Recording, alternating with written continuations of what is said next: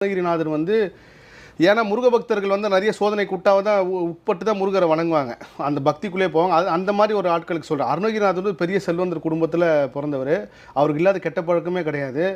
எப்பயுமே தாசி வீட்டிலே தான் இருப்பார். காமத்தில் ரொம்ப அடிமையாகி பெண்கள் பித்தாவே சுற்றிட்டு இருந்தவர். எக்ஸ்ட்ரீம் லெவல் போய் பணம் இருந்தாலே நீங்கள் தாசி வீட்டுக்கு தான் போகிற அந்த மாதிரி எல்லா கெட்ட பழக்கமும் அவருக்கு இருந்து ஒரு கட்டத்துக்கு மேலே அவரால் பெண் சுகத்தை நிறைவேற்ற முடியாமல் இருக்க முடியல. பணம் கையில் கிடையாது, தாசி வீட்டுக்கு போகிறதுக்கு காசு கிடையாது. என்னென்னலாம் மனிதன் தவறு செய்யக்கூட அந்த தவறுலாம் செஞ்சுருக்காரு அவரோட வாழ்க்கையில். ஒரு கட்டத்துக்கு மேலே காசே இல்லை, வறுமை நிலைக்கு போயிடுறாங்க. அப்படின்னு தான் அவருக்கு அந்த பெண் சுகம் தேவைப்படனால அவங்க அக்கா கிட்ட போய் காசு கேட்குறாரு.